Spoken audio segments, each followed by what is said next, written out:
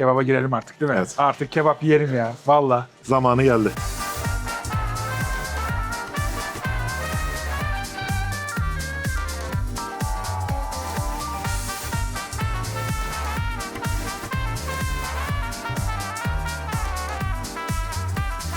Önümüzde muazzam bir sofra var. Instagram'dan görür görmez abi hemen ciğerci Mahmut'a git. Balık ekmek yapalım mı? Hemen. He?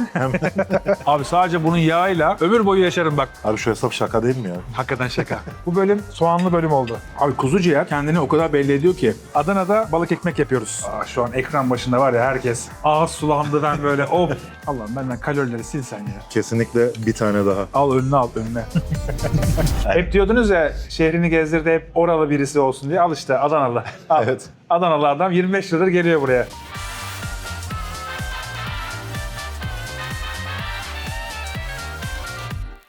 Hadi bakalım başlıyoruz. Şehrini Gezdir'in yeni bölümünde Adana'dayız. Doğukan'la beraberiz. Doğukan nasılsın? İyi abi, hoş geldiniz. Hoş bulduk. Sizler nasılsınız? Teşekkür ederim. Sağ ol. Ben de iyiyim. Daveti için çok teşekkür ederim.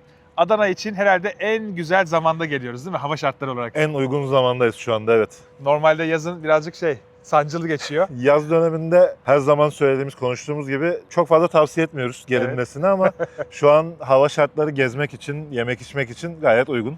Biz bu videoyu Ramazan'ın hemen öncesinde çekiyoruz. Mart ayının başında yayınlanacak ama bence zamanlama olarak çok güzel bir zamanlama.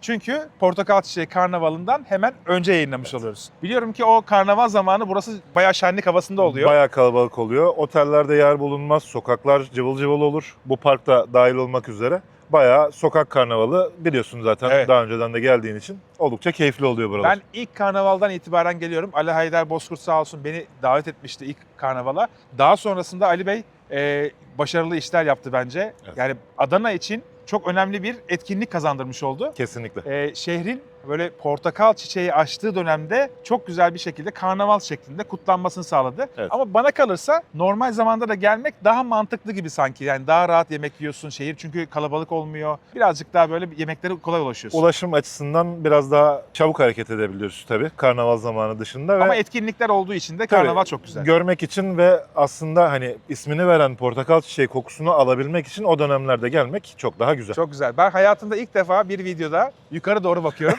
Çünkü boyun kaç şu anda senin? 1.96 1.90. Şu anda değil de her zaman 1.96. genel olarak. 1.96 gerçekten benim için yüksek bir boy oluyor. Ben 1.84'üm. Düşünün yani ben yukarı doğru bakıyorum şu anda. Peki şimdi konumuz yemek. Dolayısıyla bugün ne yiyeceğiz? Beni çünkü heyecanlandırıyor. Adana'ya geldik ve karnımız aç.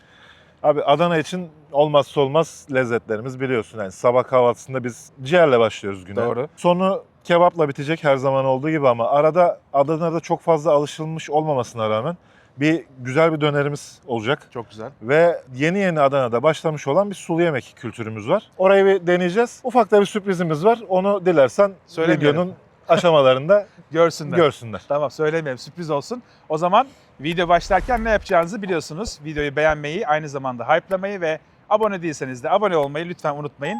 Bu videolar sizler için yapılıyor. Takip etmeniz bizim için çok önemli. Aynı zamanda Şehrini Gezdir konseptinde kendi şehrinizde beni gezdirmek istiyorsanız lütfen aşağıya davet mektubunuzu, davet mesajlarınızı yazın, gönderin. Çünkü sizlerle beraber video çekmek benim için çok önemli. Lafı daha fazla uzatmayalım. Karnım acıktı çünkü. Ciğere gidelim. Güzel bir kahvaltıyla başlayalım güne. Tamamdır. O zaman Şehrini Gezdir Adana başlıyor.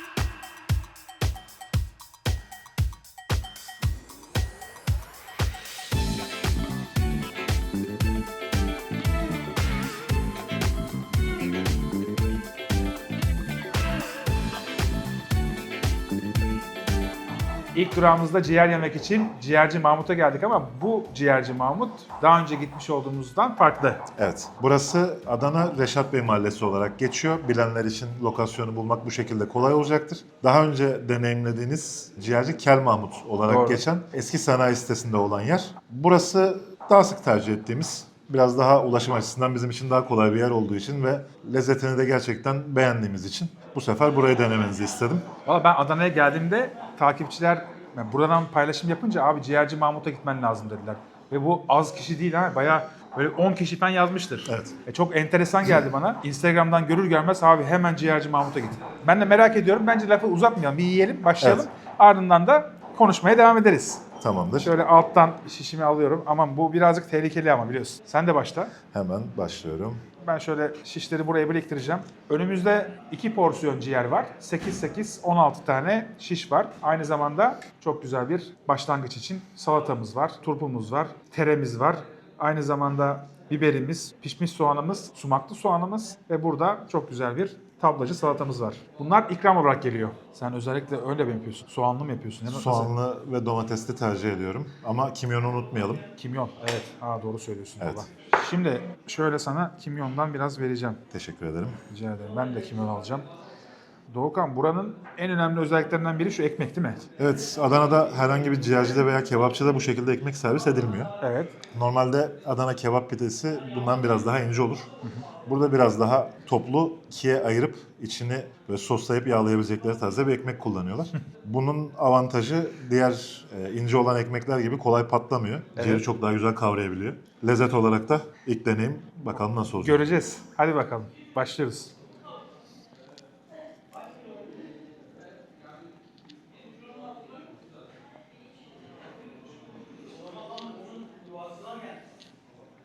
İlk yorumum ciğer sulu sulu. Tadını çok güzel veriyor. Ekmekle beraber hakikaten hem tutması hem de yemesi çok güzel. Ama buradaki önemli özellik taze olması ve kuzu olması. Çoğunlukla günlük olarak geliyor. En fazla bir gün öncesinden, bir gece öncesinden geldiği için çok taze.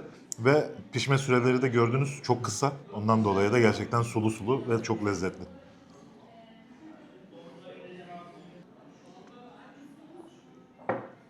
Açık ayran da çok güzel. Şimdi birbirimizi şişlemeyelim. Şöyle güzel yağlı bir kısımdan aldım. Şimdi ekmeksiz yiyeceğim diyeceğim ama olmayacak. Ekmeksiz yenmiyor bu. Kimyon atıyorum. Teşekkür ederim. Adana'da şey var değil mi? Acı atıyorum. Acı atıyorum abi. Ama vefat etti galiba.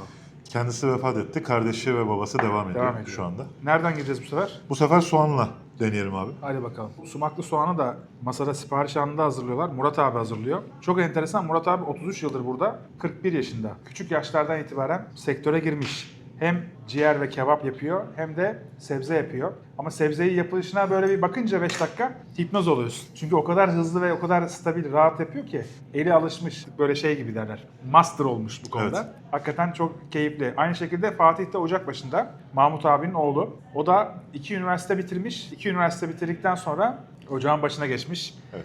Burası bu arada 1971'den beri açık. Yani gene bayağı bir olmuş mazisi var. Evet, 55 sene. Daha önce Ara Sokak'taydı galiba. Hemen karşı arada biraz daha küçük bir yerdeydi. Yaklaşık bir 15 yıl kadar zamandır da buradalar. Burada. Sen ne kadar süredir geliyorsun buraya? Benim 25 yıl olmuştur aşağı 25 yukarı. yıl. 25 yıldır. Şaka Düzenli yapıyorsun. olarak geliyorumdur abi. Maşallah. Aynen. Hep diyordunuz ya şehrini gezdirdi hep oralı birisi olsun diye. Al işte Adanalı. Al. Evet. Adanalı adam 25 yıldır geliyor buraya. Afiyet olsun.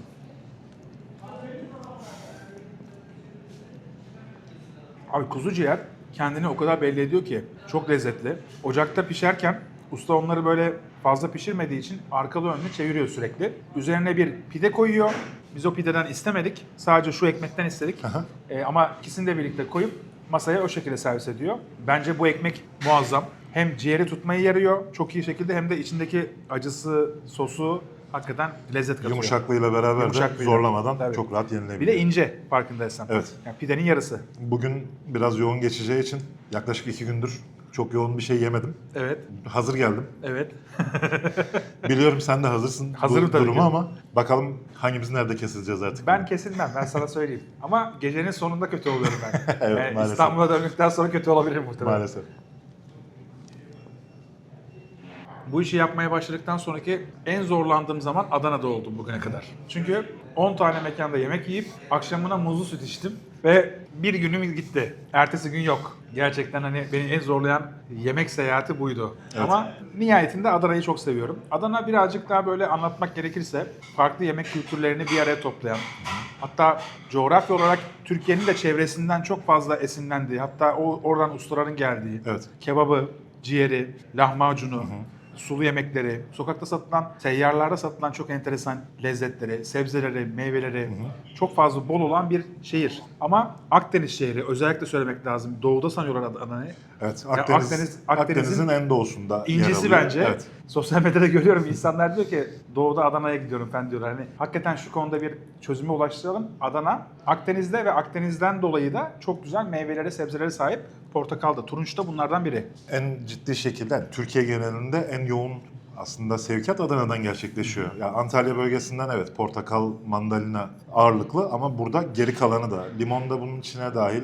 Turunç her yerde çok bilinmez. Turunç da bunun içerisine dahil. Greyfurt da bunun içerisine dahil. Adana bu konuda ciddi bir şekilde sevkiyat sağlıyor şu Çok anda. güzel. Peki ciğere dönüyorum. Hakikaten sulu sulu olması gerektiği gibi taptaze. Yanındaki servis çok iyi bence. Bu arada sen dedin ya ilk oturduğumuzda abilerin hani buradaki hiçbir şey sana özel değil. Evet. Herkese nasıl gidiyorsa, bana da daha önce geldiğimde nasıl geliyorsa aynı şekilde geldi. Yani ne zaman gelsek birebir aynı sofrayla karşılaşırız. Çok doyurucu ama ya. Sadece işte 2 kişiye bu kadar gelir, 3 kişiye biraz daha büyük gelir gibi farklar oluyor ama Evet. servis tamamen standart.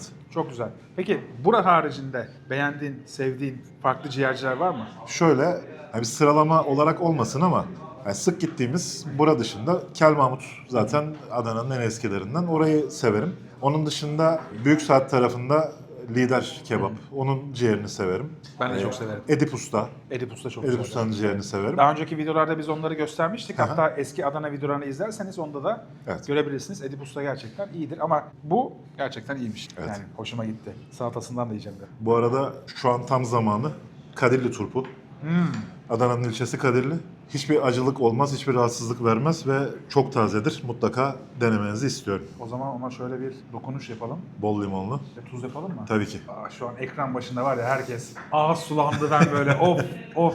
Abi sen başta önce Doğukan. Küçüğünden aldım abi. Bunun mevsimi bu zamanlar mı? Bu zamanlar. Şubat, Mart. Bunun çok enteresan da bir toplanma ritüeli vardı. Şu an artık biraz daha sanayileşti ama bunu kadınlar suyun içine bellerine kadar girip önüne bir set yapıp tarlalardan toplananlar toprağından arındırılması için nehre atılıyordu. Aha. Ablalar setin orada yakalayıp fazla çamurunu arındırıp kamyonun üzerine atıyorlardı. Şaka yapıyorsun. Ritüel bu şekildeydi. Gerçekten çok güzel bu arada. Evet, hakikaten çok güzelmiş. Şimdi hazır bu videoyu birçok kişi izliyor. Özellikle Adanalılar da izliyor. Hepsine selam olsun ve güzel bir haberimiz olsun. Bizim sponsorumuz Trendyol Go by Uber Eats ile beraber aşağıda bir kod veriyoruz. O kodla beraber Adanalılar lezzetin keyfini çıkarabilirler, indirimlerini alabilirler. Bütün restoranlarda geçerli. Sadece ciğerci de değil. O yüzden kebap, ciğer, lahmacuncu ne istiyorsanız hatta tatlıcılarda ki tatlı kültürü de çok fazla var burada. Evet. Hepsinde geçerli bir kodumuz var. Onu aşağıdan görebilirsiniz. Peki o zaman adisyonu isteyelim. Tamam. Daha doğrusu adisyonu istemeye gerek yok. Ben adisyon fiyatını söyleyeyim. Çok basit çünkü. Porsiyonda 8 tane şiş var. 500 lira porsiyonu. Ayranlarımız da 40 lira. Yani toplamda şu masanın tamamı 1080 lira. 2 kişi için. Gayet doyurucu bir kahvaltı. Doyurucu ve çok lezzetli. Benim için önemli olan kriter lezzetli olması. Evet. Para ikinci planda geliyor. Aha. Çünkü lezzetli bir şeye para verdiğimde üzülmüyorum. Ama lezzetsiz bir şeye para verirsem o zaman çok O üzülüyorum. biraz can sıkıcı Evet, oluyor. o yüzden şu anda çok mutluyum. Beni buraya getirdiğin için çok teşekkür ediyorum sana. Peki ciğerimiz çok güzeldi. Şimdi sıradaki durağımız ne olacak? Ya buradan Adana'da pek alışıldık olmamasına rağmen yeni yeni yaygınlaşan, başlayan bir kültür var. Sulu yemek kültürü. Esnaf lokantası tarzı güzel et yemekleri olan bir yere geçeceğiz burada. Çok güzel. Orada böyle keşkek meşkek de vardır. Tabii. Böyle bir güzel aşçı tabağı yaptırırız. Aşçı tabağı yapabiliriz. Üf, çok güzel. Çok hoşuma gitti şu anda. Biz o zaman oraya gidiyoruz. Orada görüşürüz.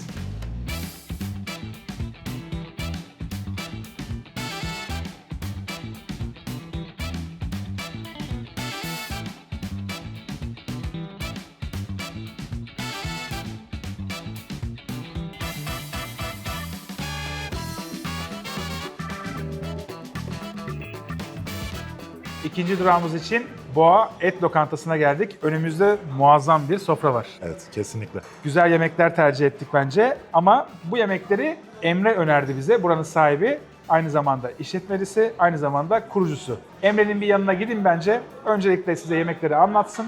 Ardından siz tekrar buraya gelin, beraber yiyelim.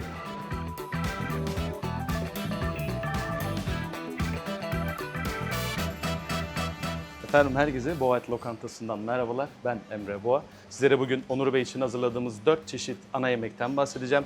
Kuzu tandır ilk olarak sabah saat 6.30'da fırına gider. 12'de geldiğinde tam servis saatimizde yaklaşık bir 6 saat bir pişme sürecimiz var. Güveçte şu şekilde servis ediyoruz. Altında tırnaklı pidemiz var. Öncesinde ekmeğimizi yağlıyoruz. Üzerinde kuzu etlerimizi kemiksiz bir şekilde hazırladıktan sonra söğüş domates ve söğüş soğan veriyoruz. Akabinde kavurmadan vereceğim. Biraz da bundan bahsetmek istiyorum. Dana kavurmamız dana trançtan yapılıyor. Bu da hiçbir şekilde su eklemeden pişiriyoruz. Kavurmanın da kendine ait bir ocağı var. Yaklaşık bir 4-5 saat. Bu da kendi halinde pişen bir etimiz. Hemen yanında Özbek pilavımız var. Özbek pilavımız bilenler bilir, meşhur bir pilavımızdır. Etli. Öncesinde tencereye tereyağı ve sıvı yağını aldıktan sonra havuç, soğanı karamelize edip arkasından etle biraz mühürlüyoruz. Pirinci ekleyip yine et suyuyla bağlıyoruz. Ardından şu kıvamı aldık mı okey diyoruz. Akabinde biraz size şundan bahsetmek istiyorum. Parmak kebabımız. Bu yine bize ait bir lezzettir. Dana trançtan, dana tranç dananın sırt kısmıdır. Biraz ilk başlarda serttir ama doğru pişirim ve doğru teknikle pamuk gibi bir ettir. Tabakları hazırlama zamanı. Hepinizi Boğa Lokantası'na bekliyorum.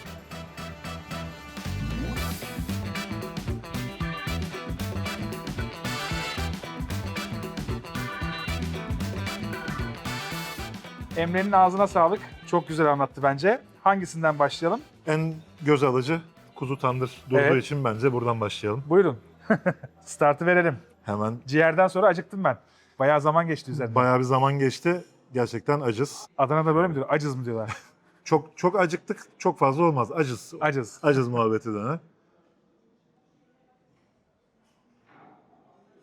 Bu yaklaşık 7-8 saat taş fırında odun ateşinde pişiyor. Demin fırına da gittik bu arada. Fırında da nasıl piştiğini görmüş olduk. Kuzunun bütün parçalarını kullanıyorlar. Tamamı. Tamamını kullanıyorlar ve odun ateşinde böyle lime lime oluyor. Yani böyle uzun süre piştiği için, odun ateşinde olduğu için bence tadı da çok güzel oluyor. Bu yağını ekstra böyle üzerine döküyor ya. Yani hakikaten Emre onu yaptığı zaman uzaktan gördüm, eyvah dedim ben şimdi. Yani bu güzelliği nasıl yiyeceğiz? Ama ortaya da böyle güzel bir sonuç çıkıyor.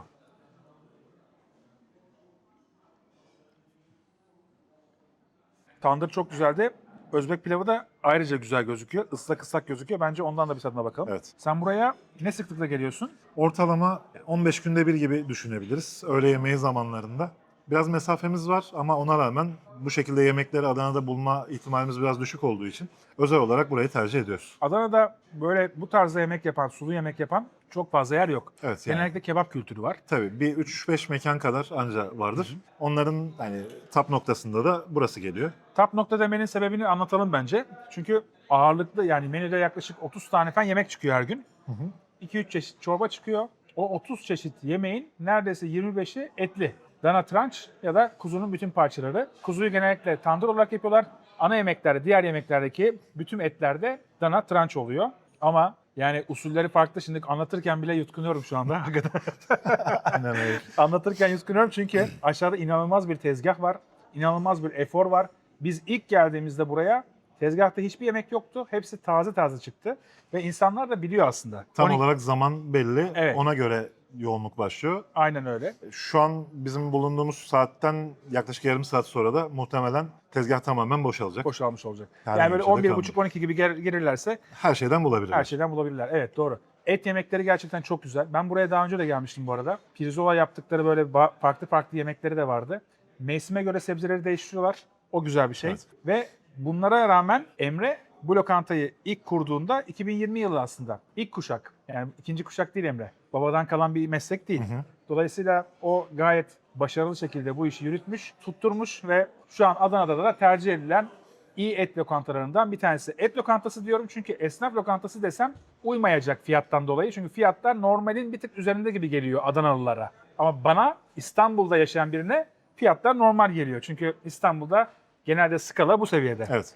Onun söylediği, Emre'nin söylediği, abi biz Adana'da genellikle pahalı olarak bilirler ama mesela bu kuzu tandırda 400 gram neredeyse 400 et var. gram yaklaşık et var, evet. Fiyatı da aşağı yukarı 800-850 lira civarında. En son söyleyeceğim fiyatları. Hı hı. Yani 400 gram ete 800-850 lira ve 7 saat 8 saat taş fırında pişmesi o fiyat için normal kalıyor bana göre. Çünkü İstanbul'da bunu bulamıyoruz. Adana şartları için de aslında fiyat performans olarak baktığımız zaman gramajdan dolayı yine çok daha mantıklı. Çünkü aşağı yukarı hani mekanların fiyatları belli. Hani 400 gram et için biraz ön yargılı yaklaşmamak gerekiyor açıkçası. Evet, yani mesela kebap yiyorsun, genellikle böyle 120 gram falan yiyorsun. 500 lira fiyat O çekiyorlar. civarlarda. Evet. Evet, ona göre düşünürsen mantıklı oluyor. Kesinlikle. Nasıl buldun pilavı? Pilav çok lezzetli. Tane tane. Hiç rahatsız etmiyor. Ve et oranı gerçekten ciddi derecede fazla. Evet. Porsiyonlar bu arada genel olarak çok doyurucu gördüğüm kadarıyla. Evet. Burada bir parmak kebabımız var. Ondaki et miktarı da inanılmaz. Nereden bakarsam 200 gram, 220 gram et var burada. Evet. 200-220 gram civarında eti var. Yanında sebzeleri ve yoğurduyla birlikte. O da oldukça iştah açıcı görünüyor. Onun başlangıcını sana bırakacağım. O zaman ben sebzeden başlayacağım onda. Etten değil de. Evet. Abi böyle yoğurtlu sebzeli yemeklere bayılıyorum. Bunda biber var, havuç var. İnanılmaz olmuş bu. Fırınlanmış Fırınlanmış, galiba. evet, aynen. Vallahi bravo, çok güzel olmuş. Etinden de alalım ya. Yoğurt sarımsaklı bir miktar. Evet. O açıdan da çok lezzetli. Bayağı büyük ya. Çiğnerken bile zorlandım. Abi biz zorlanıyorsak millet ne yapsın? 3 yemek içinde benim en beğendiğim pilav ve aynı zamanda buranın sebzesi. Evet, Bayıldım. kesinlikle. Şimdi bundan çok daha umutluyum. Yani kavurma çok iyi gözüküyor. Kendi yağında pişiyor dedi Emre az önce. Herhangi bir su eklemiyoruz dedi. Ben bugün yutkuna yutkuna yemekleri var ya Allah beni mahvetti bugün var ya. Bu arada doğru hareket çatal yerine kaşıkla Kaşık. girmek. Tabii çünkü altında Kesinlikle. çok güzel bir suyu var. Sen de lütfen kaşığınla giriş yap. Aynı anda yiyelim. Bu tadı aynı anda tatmış olalım. Hemen.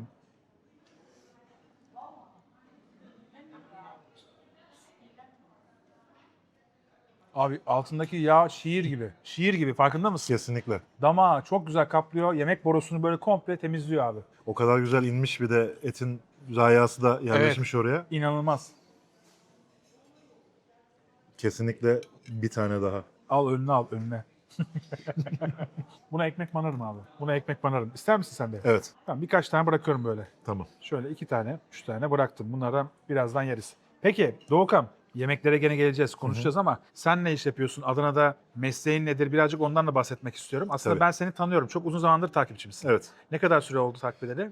Yanlış hatırlamıyorsam 10-11 sene civarında falan oldu. Benim eski uçak yolcusu zamanlarından beri takip ediyorsun. Uçak yolcusu zamanından, hatta takip ettiğim kısmı da çok kısaca hemen bahsedeyim. Bir ekiple beraber Yunanistan'a gitmiştiniz, Seres pistine. Evet. Orada bir video benim karşıma çıktığında Ne zaman bu? 12-13 sene oldu mu? 12-13 sene civarı. Bir arkadaşımızın aracını, videosunu çekmiştin. Hoşuma gitti. Oradan bir şekilde ben takip etmeye başlamıştım. İlk bir araya gelmemizde tahminim 7-8 sene kadar falan olmuştu. Oldu. Bayağı oldu. Aynen. Doğukan eski takipçilerimden. Ve otomotiv sektöründe olduğu için de benim tabii özel ilgi alanım, biliyorsunuz. Eski mesleğim otomotiv olduğu için oradan da çok fazla ortak arkadaşımız var. Evet. Ama çok uzun zamandır beni takip ettiği için bu videoda tabii ki onun hakkıydı. Yani Evet. bu Adana'da Teşekkür ederim. çekilecekse ilk hak ona aittir her zaman. Eyvallah. Teşekkür Sen ederim. aslında ne iş yapıyorsun? Ondan bahsedelim bence. Benim iş şöyle abi. Ben üniversiteyi bitirdikten sonra direkt kendi işimi yapmak istedim. Otomobillere de merak olunca nereden başlayabiliriz diye düşünerek ilk etapta basit göründü gözüme. Oto yıkama olarak başladım. Sektörde benim 14. senem. Evet.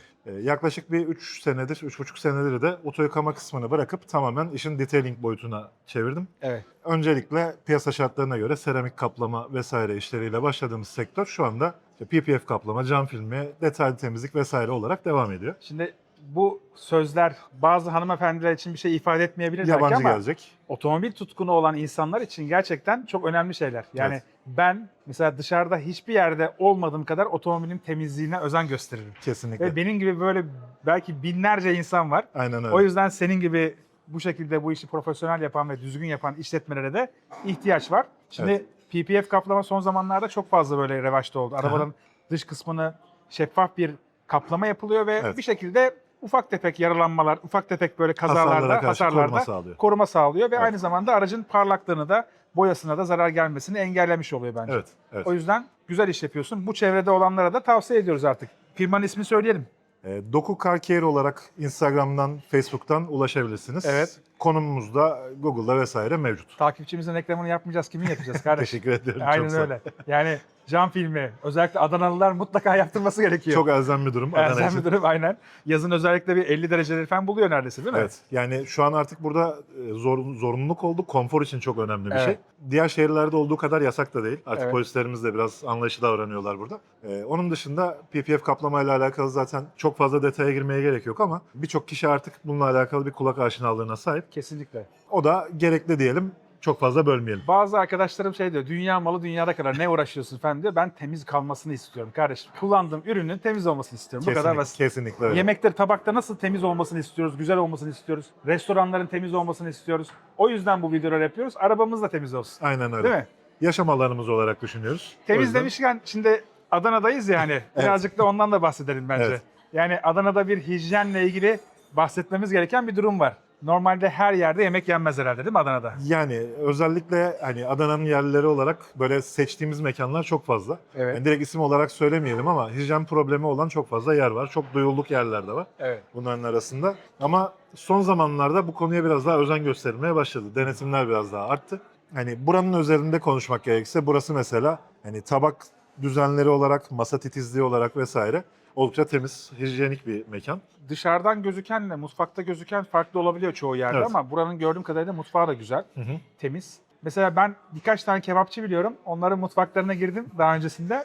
Yani Hoş olmayan sahneler. Adana'yı evet ayrı bir değerlendirmek lazım ama yani bence proteini orada, lezzeti orada diye düşünüyorum yani.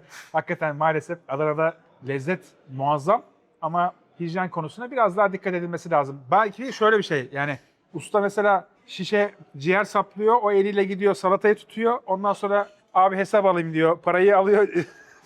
Maalesef. Birebir evet. yaşamış olduğum bir mevzu olduğu için. Aynen öyle. Bunlar hep yaşanabilen şeyler. O Evet. yüzden bunları Adana'da hor görmeyin. Yani bu tarz şeyler çok normal kalıyor artık. Standart kalıyor. Yani takılmayın demek çok doğru değil ama biraz göz ardı etmek gerekiyor Ya Adana'dasın. bazı yerlerde. Evet. Yani burada sonuçta güneşe ateş ediyorlar. Öyle düşünmek lazım. Aynen öyle.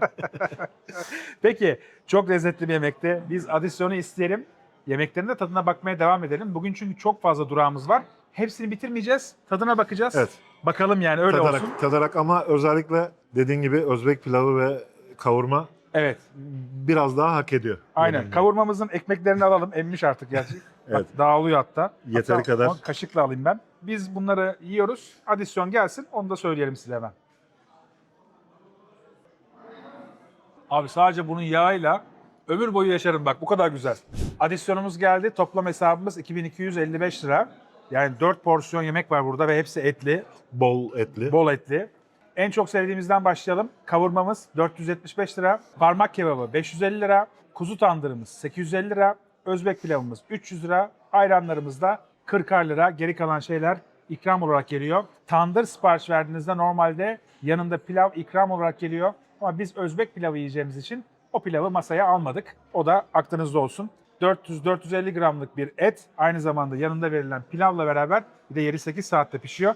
Makul kalıyor bence 850 lira. Yani Normalde Adana ortalamasına göre yüksek olarak düşünülebilir ama fiyat performans baktığımız zaman kıyasladığımız yemeklere göre yani bana göre aşağıda bile kalıyor şu anda. aynen öyle. Normalde bu gramajda bir et yemeği yemeye kalktığınız zaman herhangi bir şehirde 1000 liranın üzerinde para ödüyorsun. Kesinlikle. Yanında da pilav yok. Aynen öyle. Ama Pilav, burada var. patates vesaire. Aynen öyle. Şimdi sıradaki durağımız neresi olacak? Şimdi döner yemeğe geçeceğiz. Tamam. İsmi oraya geçtiğimiz zaman verelim. Tamam, sürpriz Sürprizi olsun. kaçmasın. Ama farklı bir döner. Farklı bir döner, farklı bir usul. Çok klasik bir lezzet. Adana için klasik lezzet. Adana için çok uzun yıllardır klasik bir lezzet. Ama bizim normalde mesela İstanbul'da, Ankara'da, İzmir'de yemediğimiz tarzda. Bence bütünüyle değerlendirmek lazım. Aynen öyle. Merak uyandırdıysak eğer bir sonraki durakta görüşürüz. Görüşmek üzere.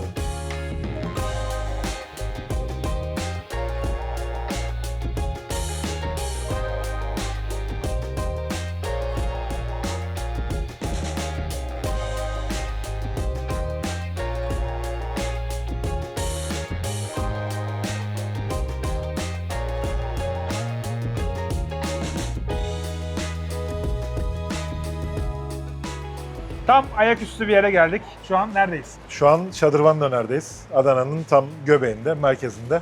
Kanalın isminin hakkını tamamen veren bir lezzetle beraberiz. Çok güzel. Burası aslına bakarsan Adanalılar için özel bir yer. Kesinlikle. 1977'den beri açıkmış. Bizim için şehrin hafızası gibi oldu burası.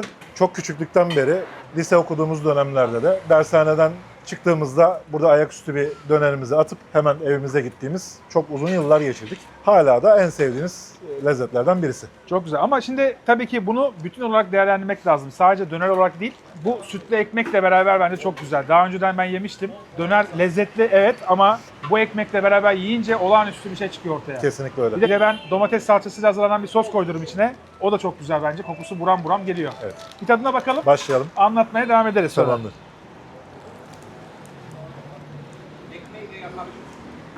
Abi ekmek yok gibi. Çok güzel. Yani evde böyle bir şey yapıyor olsam mesela bu kadar ileri seviye düşünemezdim. Kesinlikle Abi öyle. dönerden çok güzel yağ akıyor. O yağ ekmeği, sütlü ekmeği alıp yağ sürüyorlar. Ardından ızgarada gazlı ocak ama orada pişiriyorlar. Arkalı önüne, içini dışını her yerini çıtır çıtır yapıyorlar. Sonrasında dönerini koyuyor, domatesini koyuyor, turşusunu koyuyor. İsteğe bağlı olarak da sosunu koyuyor. Ondan sonra tekrar yağlıyor. Ardından tekrardan bir ızgara gösteriyor. Etrafında ekmeğin mesela bu siyahlıkları görürsün. Dönerin etinin karışımından da bahsedelim. Süt dana kullanıyorlar. Dana but olarak kullanıyorlar ve onu kıyma olarak yapıyorlar. Evet. Ama aralarda dana tranş şeklinde ince tabaka bir böyle et parçaları da var. Onlar da böyle gözüküyor. Ocağa az önce yeni bir tane koydular. Aha. Isınır ısınmaz sularını bırakmaya başladı. Soğan var sadece, soğan suyu. Aynı zamanda baharatlar var. Tuz, karabiber, kimyon, birazcık da kıymayı çekerken kekik kullanıyorlar. Yani öyle çok fazla bir baharatı veya işte marinasyona yatırma durumu yok. Dolayısıyla et tadı alıyorsun. Etin tadı çok güzel işlemiş oluyor. Ama kıyma dönere karşı ön yargılı olanlar vardır. Bence bunu yemeliler. Çünkü bu sütlü ekmek günde 2 kere 3 kere geliyor. Bittikçe geliyor. Ben hani böyle saçma bir şey yemedim. O kadar lezzetli ki yani gerçekten hani dönerden daha öte şu ekmek arasında her şeyi yerim ben havasındayım. Bir de kendileri bir ayran yapıyorlar. Sen de şöyle al istiyorsan. Bunda süzme yoğurttan yapıyorlar. Döner yiyorsanız yanında bu ayran da olmalı. Tezgahta Cesur Usta ve Yunus Usta var. İkisi de sürekli olarak kesiyorlar. Hatta biri kesiyor, biri de ekmeği kızartıyor. İnanılmaz efor sarf ediyorlar bence o sıcaklıkta. Sence soslu mu sossuz mu? Ben soslu söyledim. Şöyle yani tamamen tercih meselesi ama etin tadını biraz daha yoğun almak istediğim için ben genellikle sossuz tercih ediyorum burada. Çok fazla bir malzeme yok. Evet döner, turşu, domates ama ekmeği vesaire hepsi birden birleşince gerçekten saçma sapan bir lezzet çıkıyor ortaya. Ve hani çok uzun yıllardır burası var. Biz de çok uzun yıllardır buraya gelip gidiyoruz. Kesinlikle bütün Adana tarafından vazgeçilmez ilk 5'e yazılacak lezzetlerden birisidir Ben burası. ilk olarak galiba 12-13 sene önce gelmiştim. Sonra seninle geldim bir de Evet. geçen sene. Aynı tat, aynı lezzet. Hiçbir değişiklik yok. Hiçbir değişiklik olmadan devam ediyor her seferinde. Valla çok güzel ya. Evden çıkaran bir lezzet. Özellikle ben şadırvanda döner yemek istiyorum. Muhabbeti dönen bir lezzet. Yani samimi söylüyorum bunu. Turşu, domates ben bu döneri istiyorum diye biz 8-10 kilometre evimizden buraya gelip yiyip geri dönmüşlüğümüz oluyor. Eğer evden çıkmak istemezseniz de Trendyol Go by Uber Eats'le sipariş verebilirsiniz. Aşağıda indirim kodumuzu da paylaşıyoruz. Onu da indirimlemiş olursunuz. Ramazan'da açıklar bu arada. Onu da özellikle belirtmiş olalım. Ramazan sonrasında bir konu daha var. Burada içki servisi de var. Bira veriyorlar. Dönerin yanına bira alabileceğiniz nadir, Türkiye'deki nadir işletmelerden biri. Adana'da tek şu anda döner bira konseptini başka yapan bir yer yok. İstanbul'da da çok yok. O yüzden hani Ramazan sonrasında eğer düşünürseniz aklınızda olsun. Peki fiyatlara gelelim. Dönerimiz 450 lira. Aşağı yukarı 80-90 gram civarında et var içinde. Ayranımız da 50 lira. Çok güzeldi. Gerçekten bitireceğiz burayı. Bitirdikten sonra Kesinlikle. sıradaki durakta enteresan bir yerde görüşürüz. Görüşmek üzere.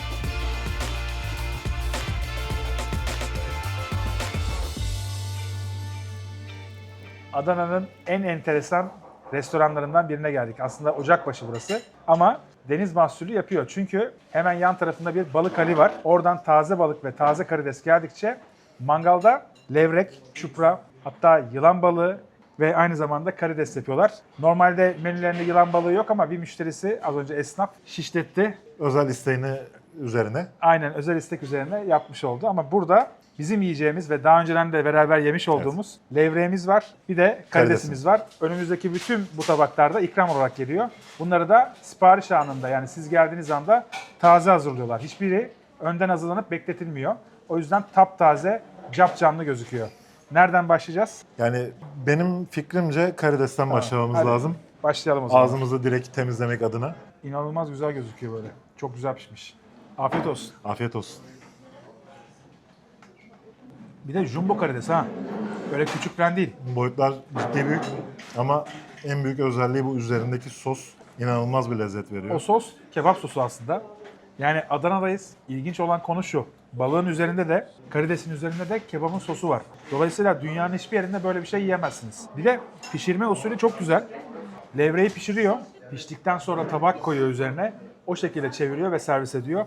Herhalde yurt dışında, özellikle Fransa'da falan bir restoran olsa bu şekilde servis ederdi. Muhtemelen. Evet, yani o yüzden Muhtemelen, Michelin artık tüm Türkiye'ye yayıldığına göre Michelin yetkililerine seslenmemiz gerekiyor. Gelip burada bir yıldızınız var. Haberiniz olsun. Mutlaka.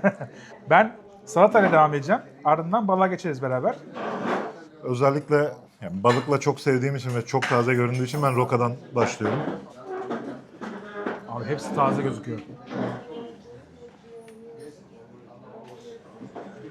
Aroması çok ciddi. Çok güzel hakikaten. Zeytinyağı, nar ekşisi hepsi buram buram geliyor.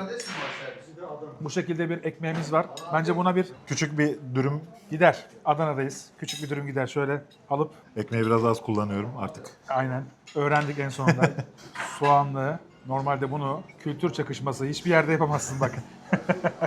Tamamen bir kebap dürümünü şu anda karidese uyarladık. Aynen. Şöyle göstereyim. Çok güzel gözüküyor. Hadi bakalım. Afiyet olsun. İşin güzelliği şu. Karidesler Karataş'tan geliyor. Yani bu bölgeden geliyor. Balık, özellikle çupra ve levrek Silifke bölgesinden geliyor. O da gene bu bölgede. Dolayısıyla bölgenin ürünüyle bölgenin şartlarına göre güzel bir sosla beraber farklı bir lezzet yaratmışlar. Ben başka hiçbir yerde görmedim bunu. Muhtemelen sadece burasıdır. Hatta bu açıkçası biraz öz eleştiri gibi olsun. Benim de biraz ayıbımdır. Ben burayı yalnızca 2 senedir tanıyorum. Evet. Ama tarihini sen anlatacaksın zaten. Aynen öyle. Oldukça eski bir yer ama burayı bu kadar geç tanıdığım için de biraz pişmanım açıkçası. O yüzden arayı kapatmak adına da biraz sık ziyaret ediyoruz tabii. Ümit Ocakbaşı'nın sahibi, daha doğrusu 3 ortağı var. Evet. Üçü de kardeşler. Ümit abi ocağın başında. Necdet salataları yapıyor. Selahattin de yardım ediyor salatalara ve Evet. servise, ızgaraya, her şeye yardım ediyor. Üçü beraber hazırlıyorlar ama Ümit abi yaklaşık 31 sene öncesinde başlamış. 95 yılında çırak olarak başlamış bu bölgede. 2002'de tablacı olarak devam etmiş kendi dükkanıyla. En sonunda 2007 yılında şu anki bulunduğumuz dükkana geçmişler. Yakın zamanda da şurada kentsel dönüşümden yeni bir bina yapılmış. Oraya geçiyorlarmış. Onu da takip ederek gelebilirsiniz. Bu videoyu ne zaman izleyeceksiniz bilmiyorum ama bir sene sonra geldiğinizde muhtemelen yer değişmiş Çok olacak. fazla uzaklaşmamış olacağı için yine Evet. bulmak çok zor olmayacaktır Aynen lokasyonda. öyle. Balığa gelelim mi? Evet. Şöyle sana bıraktım o zaman. Şuradan bir küçük parçayı hemen ayıracağım. Ben de şöyle alıyorum. Sana afiyet olsun. Teşekkür ederim. Bekletme. Bekletmeden, soğutmadan. Yalnız sulu sulu. Çok güzel gözüküyor. Bunun sulu sulu olmasının en büyük sebebi ne biliyor musunuz? Şimdi mangalda pişiriyor. Üzerine bir sos koyuyor demiştim ya. O sos onu aslında karamelize yapıyor üst kısmını. Dolayısıyla suyu içinde kalıyor. Yutkuyorum şu an. Suyu içinde kalıyor ve gerçekten benim bugüne kadar yediğim en sulu balıklardan biri bu. Geçen sene gelmiştim ilk önce. Ramazan ayına denk gelmiştik. Evet. Bu arada bu Ramazan'da da açıklar. Yani onu da özellikle söyleyeyim. İftar saatine sadece rezervasyon yapmanız lazım. Onun haricinde gündüz boyunca açıklar. Bugünkü gittiğimiz her yer Ramazan'da açık bu arada. Tamamı Onu söyleyeyim. açık Ramazan'da, Evet, aslında evet. Ramazan'da kapanan bir tek börekçiler oluyor galiba. Birkaç Saatlerini börekçi, değiştiriyor. onlar da iftar ve sahur arasında yine açıklar. Ramazan'da Adana'da her yer açık gibi düşünebiliriz yani. Bir kere balık taze. Hiç dondurulmadan geliyor. Yani tutulduğu gibi o gün geliyor. Burada balık halinden alınıyor ve taptaze sunuluyor. Abi ayrılıyor direkt ya. Dışına bakarak böyle çok piştiğini falan düşünebilir izleyenler ama gerçekten alakası yok. Yok. Sulu ve yumuşacık bir balık. Abi bir kere şu kemiği var. Kemiğini ayırıp o şekilde yemek istiyorum.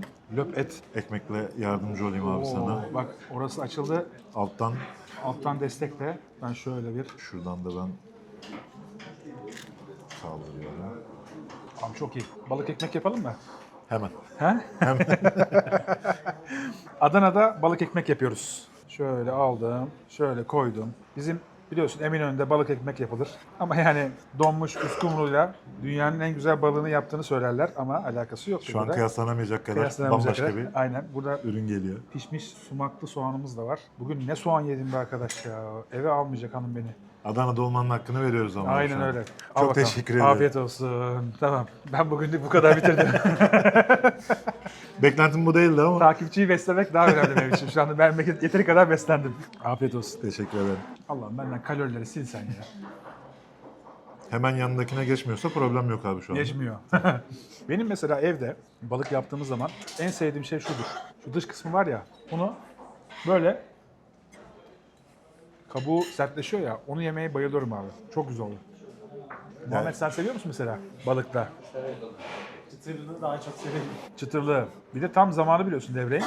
Çok güzel. Yani şu an elimde bu varken o böyle öyle bir cezbetti ki beni. Al abi. Bu karides mesela Karataş bölgesinden geliyor ya. Karataş biraz daha Adana'ya yakın taraf değil mi? Evet. Silifke biraz daha Mersin ilerisi galiba. Adana'ya biraz daha uzak kalıyor evet. Mersin'den biraz daha ileride olduğu için. İnsanlar buralara geldiği zaman yiyebilecekleri, özellikle balık, taze balık yiyebilecekleri yerler var mı? Yani balık konusunda aslında Adana çok şanslı bir bölge. Çünkü genel olarak bilinmez ama Adana aslında 2 tane çok ciddi sahil kasabasına sahip bir şehir. Birisi Karataş, birisi Yumurtalık. Zaten karidesler için bahsettik Karataş'tan. Evet. Karataş günlük balık konusunda, günlük karides konusunda gerçekten çok canlı bir yer. Çok şanslı da bir yer. Onun dışında bütün Türkiye'nin şu anda Botarga olarak biliyoruz. Kefal yumurtası. Bütün Türkiye'ye Karataş'tan gidiyor. Üretim orada. En ciddi besicilik orada. Buralarda çok fazla tercih edilmese de yine de mekanlarda da bulabiliyoruz. Karataş'ta özellikle birkaç böyle sahil kenarında güzel balık yiyebilecekleri, taze balık yiyebilecekleri insanların mekanlar var. Yumurtalık yine aynı şekilde. Değerlendirebilecek aşağı yukarı yani 20-25 tane mekan sayabilirim şu anda. Senin en sevdiğin hangisi onlarda? Mesela özellikle söyleyelim ki geldiklerinde vakit olursa gidebilirler belki. Şöyle ikisinden birer tanesini söyleyeyim o zaman. Karataş eğer tercih edilecekse Balıkçı Fevzi benim favori mekanımdır. Tamamı çok tazedir. Aynı buradaki gibi bütün salatalar siparişle hazırlanır. Balıklar, karidesler her şey çok tazedir. Evet.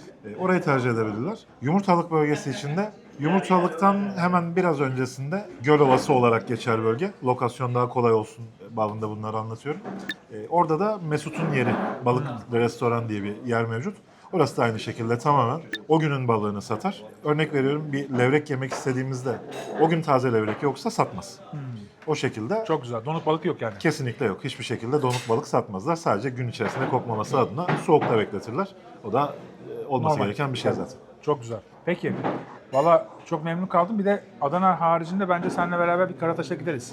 Mutlaka. Silifke'ye de gidelim. Silifke de olur, Karataş tarafına da gideriz. Valla orada da güzel bölüm Değerlendirelim. çekeriz. İlerleyen zamanda yapacağım ama biraz sıcaklar geçtikten sonra yapalım. Biraz sakinlemesi lazım evet. Şu anda bile kış şartlarındayız. İstanbul şu anda 4-5 dereceyken burası 20 derece. Yani biraz Muhammed mont falan almış yanına getirmiş. Montu ben giyemedik yani merak etmeyin. Ama sıcaklar geçtikten sonra böyle bahar gibi herhalde. Aynen, bahar Sonbahar dönemleri. daha doğrusu. İlkbahar dönemleri Daha mı yani iyi? önümüzdeki ay belki biraz daha uygun olabilir. Nisan, Mayıs. Yani aynen şu an biraz ütopik bir durum oldu bugün. Bizim şansımızda biraz sıcak olması ama Mart-Nisan dönemlerinde özellikle Karataş için çok güzel bir zaman olacak. Çok güzel. Portakal Çiçeği Festivali için gelecek kişiler de orayı da listelerine ekleyebilirler. Çok güzel. Biz şimdi adisyonu söyleyelim. Hesabı söyledikten sonra tabii ki devam edeceğiz. Abi şu hesap şaka değil mi ya? Şu an? Hakikaten şaka. Hakikaten şaka biliyor musunuz? Yani geçen seneki fiyatlara çok yakın. Levreğimiz 500 lira. Karidesimiz yaklaşık olarak yarım kiloya yakın. 2 şiş var orada. 550 lira. 2 tane suyumuz var 30 lira. Toplamda 2 kişi 1080 lira. Yani şu masanın tamamı 1080 lira. Muazzam. İstanbul'da bir tabak bir yemek yersin bu kadarını öyle söyleyeyim. Yani bu masadan herhalde sadece Levrek yiyemezsin 1080 o liraya. olabilir Hayır, gibi. levrek bile yiyemezsin. Yiyemiyorsun şu anda. 1080 Evet. liraya yok. Pişirmeli falan. Neredeyse 1500 liraya geldi. Üzüldüm. Adana'ya yerleşmek için bahaneler artıyor abi. Adana'da nerede kalaklamak lazım artık? Bakacağız.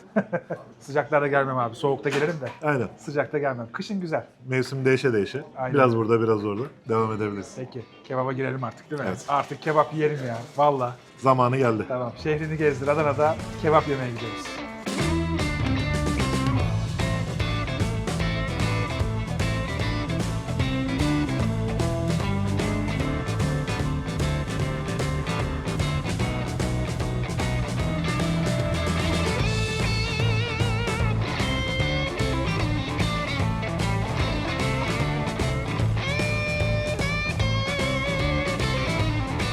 Son durağımız ve bu videodaki tek kebap mekanı olan Hadırlı'daki Hadırlı Umut Restoran ve Kasaba geldik. Burası aslında bir kasap. Aynı zamanda hayvan yetiştiriciliği yapıyorlar. Yetiştirdikleri hayvanları kesiyorlar. Kıyma kebabını yani Adana kebabını sipariş verdiğinizde taze şekilde satırdan geçirip ardından şişe dizip pişirip önünüze koyuyorlar. Güzel anlattım. Her şey anlık olarak gelişiyor. Beklemiş, donmuş, soğumuş herhangi bir şey yok. Gayet iştah açıcı görünüyor.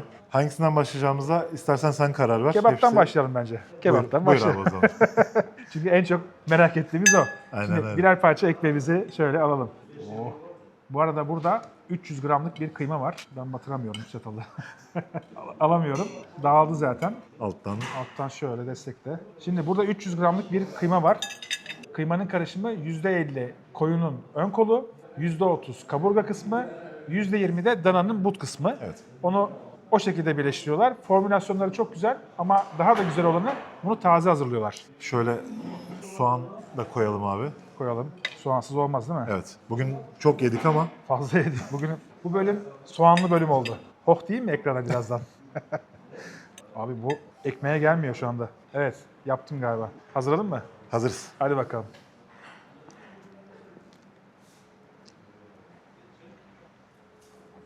Çok güzel abi. Kuyruk olmadığı için, sadece kaburga yağı olduğu için tadı çok güzel.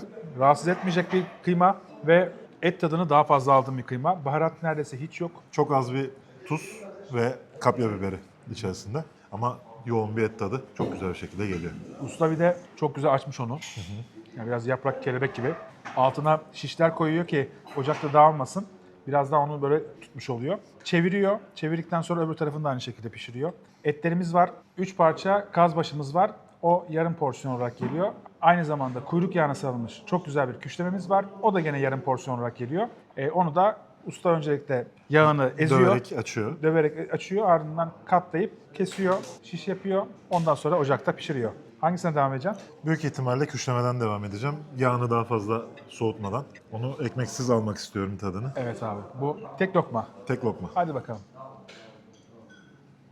Küşleme bonfile etine üzerine yağın sarılmasıyla oluşuyor. Evet. O normalde porsiyona daha fazla dediğin gibi. Bu şekilde biz yarım porsiyon tercih ettik. Bence kazbaşına geçelim. Tamamdır. Sen çünkü kazbaşını bayağı övdün. Güzel mi? Koyunun sırt kısmından yapıyorlar. Evet. Usta gayet güzel bir şekilde temizliğini yaptı. Bir de marinasyonu var galiba. Bakıyorum şöyle. Kolayca kesildi. Yağlı kısmı da var. Birazcık yağını ayıracağım ben. Özellikle yağlı kısmını tercih ettim. Bu bayağı farklı. Bu et bayağı güzel. Genellikle herrik cinsi Siirt bölgesinin hayvanlarını kullanıyorlar. Hayvan yetiştiriciliği yaptıklarını söylemiştim ama hikaye aslında çok daha eskiye dayanıyor. İlk olarak 1959 yılında başlıyor hikaye. Kasaplıkla başlıyorlar. Restorancılık o zaman yok. Evet. 1972 yılında Necdet Bey, şu an ikinci kuşak olarak burada başında, o restorancılığı da başlatmış oluyor. Umutsa çocukluğundan beri, yaklaşık 8-9 yaşından beri bu işe meraklı, dükkana geliyor, mutfakta çalışıyor ama askerden geldikten sonra Aktif olarak 2011-2012 2012 yılından gibi beri evet, burada. buranın başında. Dolayısıyla kendi ismini de vermiş oldu. Restoranda sürekli olarak artık gece gündüz o çalışıyor. Ekip de çok sağlam. Sürekli salatada ayrı biri, ızgarada ayrı biri, kasap bölümünde ayrı biri. Asıl meslekleri kasaplık olduğu için de buraya gelen birçok kişi yemek yedikten sonra kasap bölümünden alışveriş yapıp götürebiliyorlar da. Hayvanları kendileri yetiştiriyor demiştim. Umut'un kardeşi hem büyükbaş hem de küçükbaş hayvancılık yapıyorlar. Büyükbaşta 50 kadar hayvanları varmış. 200 tane de küçükbaş hayvanları varmış. Herik cinsi Siirt bölgesinin hayvanı. Kuyruk yağı yağlı, dolgun, büyük bir hayvan. 85 kiloya geldikleri zaman kesiliyormuş. 65 ile 85 kilo arasında. Evet, Değil mi? yaklaşık 1 yaş civarlarında erkek koyun tercih ediyorlar. Evet. Bu Adana'da zaten her yerde olan bir durum. Evet. Kesinlikle yediğimiz her yerde bütün kebaplarımız hep erkek koyun eti oluyor. Dişi hayvanlar adet gördüğü için etinin tadının farklı olduğu veya acıyabileceği anlamına geldiğini söylüyorlar ki Adana'da gerçekten buna çok inanıyorlar. Etten sonra o zaman sucuğa geçelim. Evet, sucuğumuz bir miktar soğudu ama yine de tadını almanı istiyorum özellikle. Sen buranın sucuğunu çok övdün. Daha doğrusu Hadırlı bölgesinin sucuğunu övdün. Bu bölgenin genel olarak özellikle de bura özelinde kendileri kasap oldukları için özenerek etin doğru bölgesini seçerek yapıyorlar. Biraz baharatlıdır ama tattıktan sonra bana hak vereceğini düşünüyorum. Bakalım. Bayağı baharatlı. Bayağı bir baharatlı. Bayağı baharatlı. Bu böyle şeyi andırdı bana. Ordu 5 sucuk var ya, Evet. onu andırıyor. Sanki bunu böyle Tostun üzerine böyle koyacaksın. Üzerine bir peyniri koyacaksın, dizeceksin. O tarzda bir sucuk. Biz ve bundan biraz daha şeyde keyif alıyoruz. İşte burada Adana'da böyle kara gitmek gibi bir deyim vardır hafta sonları. Abi çok Yaylaya. özür dilerim, çok özür dilerim. Ben bunu alamıyorum. Çok daha. Kaşık mı alsam acaba? Neyse aldım. Evet. Adana'da ne vardır? Adana'da kara gitmek diye bir deyim vardır abi. Evet. Hafta sonları, pazarları, cumartesileri her neyse. Evet. Herkes kebabını yapan veya sucuğunu alan mutlaka yaylaya çıkar. Mangalını yakar. Evet. Bunun en üst noktasında da her zaman sucuk oluyor. Yani karda sucuk ekmek keyfi. Buradan Adana'dan veya işte gittikleri yerde oraya göre pidesini yaptırıp bu şekilde baharatlı sucuklarla soğukta hem içini ısıtıp hem de güzel bir şekilde lezzetli bir yemeğini yiyip oradan döner insanlar. O yüzden bir tık daha baharatlı buraların sucukları. Kışa uygun bir sucuk bence. Evet. Yani yazlık sucuk değil. Bunu yazın yersen Kötü bir parfüm etkisi yaratması çok muhtemeldir abi. Muhtemelen öyle. Yalnız bir şey söyleyeceğim. Kıyma hiç tutamıyorum ben ya. Alamıyorum kıymayı. O kadar gelmiyor çatala yani. Çatala evet. Ben en iyisi bunu pideyle alayım şöyle. Ha? En doğrusu olacak evet. Normalde böyle mi alıyorlar? Yani daha sağlıklı oluyor. Soğanıyla, salatasıyla beraber en azından almakta zorlanmadan aynı şekilde ben de şöyle bir dürümümü alıyorum abi.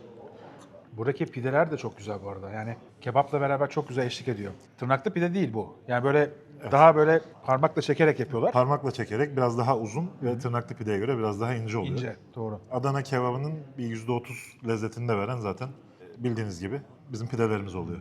Hangisi şu ana kadar favorin? Her zamanki gibi. Ben de dürümümle devam ediyorum abi. Kesinlikle kebap çok iyi. Son zamanlarda yediğim en böyle yağ dengesi, tuz dengesi iyi olan kebaplardan biri. Benim için kıyma muazzam. Kazbaşı güzel. Kazbaşını çok doğru kesmişler. Yani eti liflerine göre kestikleri için çiğnerken damakta böyle yok olup gidiyor. Hiçbir şekilde rahatsız etmiyor. Rahatsız etmiyor. Küşleme de çok güzel. Onun etrafa yağla sarılması da ince bir detay. Bunu her yerde yapmazlar. Adana'da çok fazla yapıyorlar. Bazı yerler mesela şeker diyorlar buna. Lokum olarak, Lokum şeker diye, olarak evet, geçiyor. farklı isimlerle anılıyor. Ama ben onu da sevdim ama sıralamam her zaman kebap bir numarada olur. Bunu en başa yazarım. Yine de ete haksızlık etmem. Abi Adana'da masada ikram edilen ürünler o kadar taze ve güzel ki yani insan şaşırıyor. İstanbul'da mesela veya Ankara'da, İzmir'de bir masaya oturduğun zaman bunlar mesela parayla satılıyor. Artı pörsümüş ve solmuş geliyor. Beklemiş olduğu için. Beklemiş olduğu için aynen. Ama burada çok dikkat ediyorlar. Ben buna seviniyorum. Yemeğin sadece yemekle değil, etrafındaki ürünlerle beraber güzelleştiğini düşünüyorum. Evet. Yanlış hatırlamıyorsam bugünkü mekanların 5 mekanın 4'ünde salatalar hep o anda hazırlandı. Ve bu sadece bize özel bir durum değil. Her zaman bu şekilde çalışılıyor. Bu da özel bir durum. Bu arada biz kebabın yanına şalgam içiyoruz. Bunu da kendileri yapıyorlarmış. Adana'da mor havuç çok meşhur. Bundan dolayı da şalgamcılık çok meşhur. Acılı tatlı nasıl seviyorsun sen? Genelde acılı olarak Acılı seviyorum. mı? Biraz daha keskin. Bunun üzerine böyle acıyı ekstra ekliyorsun değil mi? Zehir oluyor genelde. Yani çok abartmayı sevmem açıkçası. Çünkü şalgam tadını bozduğunu düşünüyorum onun ama tabii bir miktar acı olması tercihim oluyor genellikle. Bence çok güzel bir içecek. Ve bu tarz bir masayla çok uyumlu oluyor. En iyi giden de şalgam oluyor her zaman için. Kesinlikle. Soframız çok güzeldi. Kebaptan çok keyif aldık. Etlerden çok keyif aldık. İyi ki yarımşar porsiyon söylemişiz etleri. Kesinlikle. Bugün çünkü çok yedik hakikaten. Biz şimdi adisyonu söyleyelim. Ardından şehrini gezdir Adana'nın kapanışını yapalım. Ben hesabı gördüm de inanmak istemiyorum. Bir defa daha bir açıp bakmak zorunda hissettim Tekrar kendimi. bakıyorum böyle. Herhalde bugüne kadar 670'e yakın video çektik. Yani bu kadar et yiyip bu hesabı ödeyebileceğim aklımın ucundan geçmezdi. Bugüne kadar ödediğimiz en uygun fiyatlı et restoranı. Neden? Çünkü hayvancılığı da kendileri yapıyor. Hayvanları kendi yetiştiriyor. Kendileri yetiştiriyorlar, kendileri Kasaplığı kendi yapıyor. parçalıyorlar. Tabii. Toplam hesabımız 1390 lira. Duble porsiyonumuz vardı. 300 gram. 700 lira. Küşlememiz yarım porsiyondu. 220 gram geliyormuş. 250 lira. Kazbaşı 3 parça geldi. 300 gram geliyor. Fiyatı 300 lira. Şalgamımız 1 litre var. 100 lira. Büyük şişe suyumuz da 40 lira. Toplamda 1390 lira. Türk kahvemiz de ikram olarak geldi. Ben herhalde neredeyse 900 grama yakın bir et yedik. Yaklaşık evet. 900 gram et yiyip yani yanındaki salataları falan saymıyorum onları. Şalgamı, suyu, ıvır zıvır her şeyiyle 1390 lira. Burada bence 3 kişi yemek yerdik. Rahatlıkla. Muhammed, ben ve Doğukan'la beraber doyardık. Gerçekten bravo. Beni öyle bir yere getirdin ki yani şu an sansasyon olacak. Yani Türkiye'de herkes şu an uçak bileti alacak burada yemek yemek için. Kesinlikle. Kesinlikle öyle. Ve burası da Adanalılar tarafından da bilinmiyor. Neredeyse %70'i kadarı bilmiyordur abi Adanalıların. Evet. Sadece böyle benim gibi düşünen, yemeği içmeyi seven kişiler, işte ben nerede iyi et yerim, işte nerede kasap restoranı bulurum mantığıyla bakanlar gelirler bulurlar ama onun dışında neredeyse kimse bilmiyor yani. Ben sadece bu kasap restoran olayını Gaziantep'te var diye biliyordum ama Adana'da da çok fazla olmasa da var aslında değil mi? Evet, özellikle bulunduğumuz bölgede. Burası ismi de zaten o şekilde geçiyor. Hadırlı olarak geçiyor bu lokasyonun ismi. Bu bölgedeki genellikle kebapçılar diyelim. Sıralama yapmak doğru olmaz ama hepsi iyidir ama kesinlikle bu Adana genelinde ilk 3'e burayı net olarak yazarım. Çok güzel. O zaman biz bu kadar lezzetli yemeklerin ardından videonun kapanışını yapabiliriz. Umarım videoyu beğenmişsinizdir. Bugün Adana'daydık. Şehrini gezdir Adana için Doğukan'la beraber çok güzel bir video çekmiş olduk. Çok teşekkür ederim sana da. Eyvallah, her zaman bekliyorum mutlaka. İnşallah. Zaten Adana'ya geldiğimde mutlaka arıyorum seni de. Eyvallah. Sizlerin de tavsiyeleri olursa yorumlar kısmına mutlaka yazabilirsiniz. O zaman videonun kapanışını sen yapmak ister misin? Tabii ki. Videonun içerisinde de defalarca bahsettik bununla alakalı. Özellikle önümüzdeki süreçte karnaval zamanında veya bunu tırnak içinde belirtiyorum yaz hariç olan dönemlerde gastronomi turizmi için Adana'ya hepinizi bekliyoruz. Mutlaka Adana'da kendinizi frenleyebileceğiniz noktalar olacaktır. En kötü ihtimalle 2 gün ayırın. Mutlaka. Daha önceki Ayaküstü Lezzetler kanalındaki videoları izleyerek de Tabii orada çok fazla tercih var. nokta atışı mekanları her zaman bulabilirsiniz. Ama bu bölüm de çok güzel oldu. Bu bölüm gerçekten bence işlerindeki en iyilerden biri oldu. Kesinlikle öyle. Çünkü sen varsın. Takipçim de çekiyorum. Eyvallah. Şimdi sen kapanışı yaptın ama ben burada kapatmak istemiyorum. Bir durak daha ekleyelim bence. İnsanlara sürpriz olsun o da. Tamamdır. Muzlu sütle ilgili senin özellikle söylediğin bir yer vardı. Tamam. Oraya gidelim mi? İsim söyleyelim mi, sürpriz mi olsun? Sürpriz olsun bence. Tamamdır. Orada anlatırız bir şeyler. Orada görüşürüz. Görüşmek üzere. Videoda bir kebap sonrası muzlu süt. Eski günlerimi hatırladım. Bir günümün kaybolduğu günleri.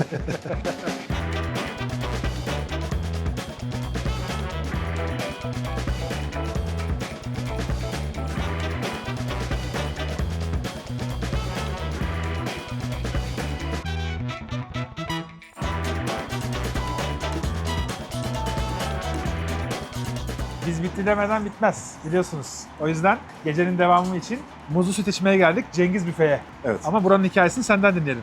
Tamamdır. Muzlu Süt Adana'da çok eski bir kültür biliyorsun. Daha önceden deneyimlediğimiz başka yerler de var. Kazım Büfe falan gibi. Benim burayı tercih etme sebebim bu muzlu sütün formülünü bulan kişinin Cengiz abi olması. En doğru şekilde tadı eski tadına en yakın, en orijinal şekilde yapan kişi Cengiz abi olduğu için ne zaman içmek istesem ben burayı tercih ediyorum. Biliyorsun daha önce de konuştuğumuz bir durum. Yaklaşık 35 yıl kadar Kazım Büfe'nin ustalığını yaptıktan sonra, emekli olduktan sonra uzunca bir süredir de burada. Aynı şekilde sabah kahvaltılar için tost, poğaça, simit gibi şeyler mevcut. Artı taze sıkılmış meyve suları, muzlu sütler her zaman bulunabilir. Peki buradaki muzlu süt kültüründe genellikle şöyle bir şey var. Bir porsiyon söylüyorsun, bir büyük bardak geliyor, bir küçük bardak geliyor. Evet. O niye abi?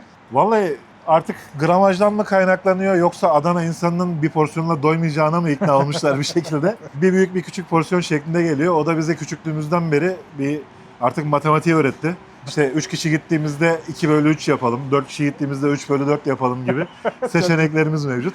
Evet. O yüzden yormayacak şekilde içmek için en doğrusu bir büyük bardak yeterli O geliyor. zaman 3 kişiyiz. Ne yapıyoruz? 2/3 olarak 2/3. tercih ediyoruz. Yani 2 dediğimiz olay 2 porsiyonu büyük Üç 2 tane, bardağa bölecek 2 tane şekilde. küçük olanı Aynen. toplam 3 bardağa bölüyor. aynen öyle. Peki. Sizi bir içeri alalım o zaman. Muzlu sütü hazırlayın. Çünkü bu muzlu sütün de enteresan bir olayı var. Gerçi siz hazırlayın gelin ondan sonra anlatacağım. Hadi, Tamam. hadi hazırlayın gelin.